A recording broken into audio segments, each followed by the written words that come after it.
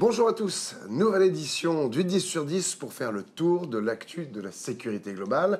Et on démarre ce JT avec la sécurité privée et le bilan du 12e gala des directeurs de la sécurité qui s'est déroulé le 20 juin au pavillon Cambon-Capucine à Paris et qui réunissait acteurs de la sécurité publique, civile et privée dans un esprit de continuum. Cet événement phare de la profession a réuni plus de 400 participants qui ont pu assister à une table ronde autour de la thématique « Crise géopolitique, environnementale, énergétique, quel impact pour notre sécurité ?» Les invités pour ce thème d'actualité étaient Hubert Védrine, ancien ministre des Affaires étrangères, Grégory Mounier, Head of Europol Innovation Lab, le général Didier Raymond, chef du département sécurité nucléaire, ministère de la Transition énergétique, ainsi que Xavier Roche, directeur de la Sûreté ferroviaire, vice-président de la plateforme Sûreté de l'UIC SNCF. La remise des trophées a permis de récompenser le meilleur communicant en la personne de Jérémy Lebug, chargé de communication chez Luxent Group pour la 3e année consécutive. Le coup de cœur a été remis des mains de Karim Zeribi, conseiller du président du groupe Luxent, au préfet Marc Berg. Le prix ambassadeur de la sécurité privée a été décerné au président du GES, Luc Guillemin, des mains du président du groupe Triomphe Sécurité, Walid Nara. Côté surprise, c'est le haka de la star de rugby et ex-All Black Byron Kelleher qui a enthousiasmé la salle. Sur les réseaux sociaux, le hashtag GalaSécu a été vu plus de 470 000 fois et a touché plus de 38 000 personnes uniques. Plusieurs partenaires, dont de nombreux fidèles, étaient présents comme Luxent Group et le groupe Triomphe Sécurité, partenaire Gold, Axis Communication, Securitas et TTS, partenaire Silver, et 18 autres partenaires officiels. 10 médias étaient également présents, ainsi que 21 partenaires institutionnels. La 13e édition a d'ores et déjà été annoncée, ça sera le 19 mars 2024. La Fédération française de la sécurité privée a un nouveau président. Le 14 juin, la FFSP a annoncé la nomination de l'ancien président délégué Pierre Brageux au poste de président en remplacement de Jean-Christophe Chouat. Jean-Christophe Chouat qui cède sa place pour des raisons personnelles, mais laisse les rênes après 1 an et 1 mois de bons et loyaux services. Jean-Christophe Chouat qui restera au sein de la FFSP comme président délégué administrateur. Partenariat entre 3 grandes associations de la sécurité. Oui, la Fédération française de la cybersécurité, l'Alliance nationale des intégrateurs de technologies connectées et la Fédération française des intégrateurs électriciens ont effectivement signé un partenariat le 27 juin pour renforcer leurs liens et leurs synergies autour de thématiques et actions communes. David Hofer, président de la FF Cyber, Pascal Toggenberger, président de la FFIE, et Arnaud Brouquier, président de l'ANITEC, ont signé cette collaboration qui permettra de sensibiliser les adhérents de la FFIE et de l'ANITEC aux risques cyber, de favoriser des actions de prévention, de partager les expertises et compétences sur le bâtiment connecté, piloté et sécurisé, de diffuser auprès des victimes potentielles les bonnes pratiques en cas de cybermenace, ainsi que de relayer les informations de manière réciproque dans les newsletters respectives auprès du réseau de contacts et d'adhérents. Accord signé entre le GPIS, GIE et 7 organisations syndicales. Michael Sibillot, directeur général du GPIS et GIE, a signé avec 7 organisations syndicales, Force ouvrière UNSA, FMPSI, SNEPS, CFTC, CFE, CGC, Confédération CGT et CFDT. Les 5 accords négociés dans le cadre des négociations annuelles obligatoires de manière unanime sur la condition de travail et de rémunération de ses salariés. Ces accords concernent la performance collective avec la mise en place de grilles de salaire pour des rémunérations plus justes et progressives en fonction de l'ancienneté dans l'entreprise, plus un bonus annuel, une réévaluation du salaire minimum à 1 932 € brut, des primes et suggestions avantageuses, une meilleure prise en compte des frais de déplacement et une définition plus protectrice de l'organisation du travail des salariés, plus l'encadrement des forfaits jours pour les cadres. Un accord établi sur la qualité de vie au travail qui prévoit la mise en place définitive de la protection fonctionnelle, d'un service social externalisé, de mesures en faveur de l'égalité professionnelle, du droit à la déconnexion, de télétravail pour les personnes administratives et d'une permanence d'une cellule d'écoute psychologique au profit des salariés qui exercent quotidiennement un métier exigeant. Un autre accord d'intéressement introduit une prime spécifique pour encourager la bonne gestion collective des ressources du groupement. Enfin, la dernière signature entre le GPIS, GIE et les syndicats a porté sur diverses mesures relatives aux congés et aux absences avec la mise en place d'un compte épargne temps. Le groupement professionnel des métiers de la sécurité électronique satisfait de son congrès.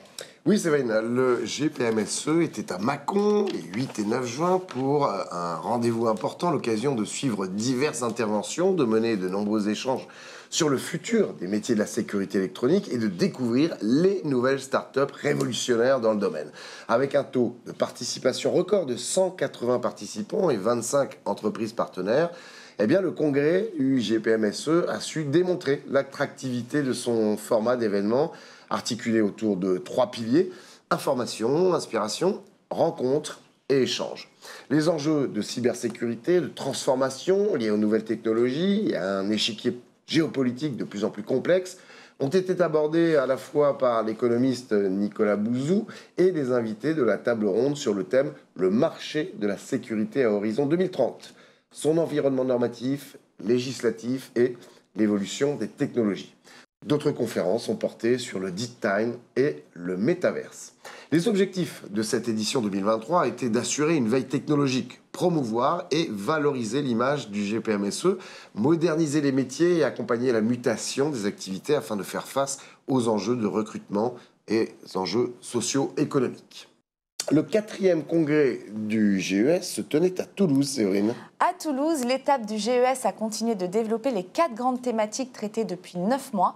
La proposition sur la revalorisation des salaires qui n'a pas encore abouti et l'étude de l'indice des coûts. Le dossier de la garantie financière proposé et à mettre en place pour la branche, la préparation des Jeux Olympiques et les relations avec le CNAPS et la DLPAJ. La première table ronde a mis en exergue les chiffres de l'indice des coûts de revient de la sécurité privée. Seconde partie de la matinée, c'était sur le sujet de la garantie financière et sociale existante, mais non appliquée dans ce secteur de branche. Elle permet d'accompagner les bons acteurs et mettre de côté ceux qui abuseraient du système. Elle est non appliquée dans la branche, alors que son application équilibrerait le marché, limiterait le dumping des prix et permettrait de mieux maîtriser les masses salariales. Troisième partie du régulateur aux acheteurs, c'était avec David Clavière et Michel Delpech du CNAPS et Stéphane Volant du CDSE. Des contrôles professionnels du CNAPS pour écarter les fraudeurs dans des délais réduits, une doctrine plus claire et des contrôleurs au pouvoir renforcé. Sécurité publique maintenant avec un bureau dédié aux polices municipales. C'est le cabinet de Dominique Faure, la ministre en charge des collectivités territoriales et de la ruralité, qui a confirmé à la Gazette des communes la création d'un bureau dédié aux polices municipales au sein du ministère de l'Intérieur. Cette création dans le cadre de la nouvelle direction des entreprises, des partenariats de sécurité et des armes est attendue cet été. Cette DEPSA regrouperait probablement au sein du ministère de l'Intérieur plusieurs services dont la DP6, actuellement dirigée par le préfet Olivier de Mazières, et la SCAE, service à compétence nationale piloté par Jean-Simon Méranda et chargé de la réglementation et du contrôle des armes à feu et explosifs. Si on se réfère au rapport annexé de la loi d'orientation et de programmation pour le ministère de l'Intérieur, cette nouvelle direction aurait pour rôle l'animation du continuum de la sécurité et du pilotage des partenariats avec les polices municipales, la sécurité privée, les professions exposées à des menaces particulières de délinquance, les industriels fournisseurs de moyens et l'ensemble des acteurs qui concourent à la coproduction de sécurité. Chapitre cybersécurité, les entreprises françaises dépouillées lors des cyberattaques en 2022. Oui, c'est vrai, une étude du cabinet de conseil Asterès portant sur le nombre de cyberattaques par rançongiciel contre tout type d'entreprises et services publics en 2022 a révélé que 385 000 cyberattaques ont touché nos entreprises françaises pour un coût de 2 milliards d'euros. Et ce, hors dépenses liées aux formations, prévention et systèmes de défense contre ces menaces. Et sur ces 2 milliards payés, eh bien 888 millions d'euros représentent les rançons, 887 millions les coûts directs, 252 les pertes de production et 7 millions les heures de travail perdues. En moyenne, selon le cabinet, 43% des organisations ont connu une moyenne de 4,3 cyberattaques en 2022 et sur les 385 000 entreprises, 330 000 sont des PME. Thales fait un saut en Australie. Le groupe français électronique a signé un accord sous le nom de Cybersolutions by Thales avec la société australienne Tesserent, spécialisée dans la cybersécurité afin de renforcer son activité dans ce domaine. Un chèque de 107 millions d'euros aura été nécessaire pour cette entreprise présente en Île-de-France et en Nouvelle-Zélande, comprenant 500 collaborateurs et ayant réalisé un chiffre d'affaires de 110 millions d'euros en 2022. Thales espère ainsi pouvoir étendre son offre de cyberdéfense à travers cet investissement et deviendra la principale offre de cybersécurité de Thales en Australie et en Nouvelle-Zélande. Le groupe électronique français spécialisé dans l'aérospatial, la défense, la sécurité et le transport terrestre, fort de ses 1,5 milliard d'euros de chiffre d'affaires en 2022 dans la sécurité, continue dans la lignée de ses récents achats dans le monde entier via l'achat de S21sec en Espagne, Excellium au Luxembourg et OneWelcome aux Pays-Bas. Cette transaction devra être finalisée au cours du second semestre 2023. Page technologie des caméras au service de l'environnement dans un camping. C'est au camping de la Torche, dans le Finistère Sud, qu'un dispositif vidéo complet d'Axis Communication est en cours d'installation pour tester de nouveaux usages, respect de l'environnement et de la biodiversité, bienveillance citoyenne et mobilité, en plus bien sûr de la sécurité. Le dispositif en cours d'installation est composé d'une quinzaine de caméras pour différents usages, d'équipements de contrôle d'accès pour véhicules et piétons, ainsi que de sirènes lumineuses. Le premier besoin du camping de la Torche est bien sûr celui de la sûreté et de la sécurité sur le site, avec la mise en place de caméras aux entrées et aires communes aux vacanciers.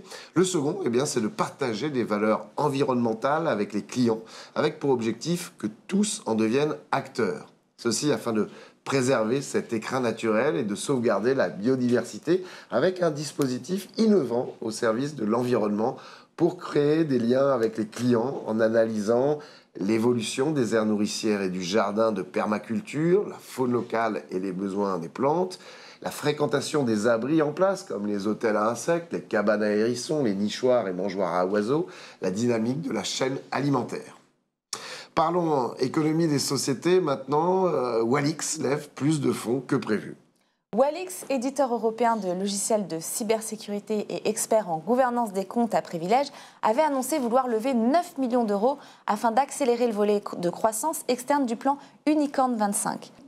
Au final, grâce à l'augmentation du capital de 5,5 millions d'euros, 80% par les investisseurs institutionnels et 20% par les particuliers via la plateforme PrimariBid, en complément de l'emprunt obligataire convertible en actions de 5 millions d'euros à souscrire par NextStage, Walix a atteint les 10,5 millions d'euros pour financer sa stratégie de croissance externe.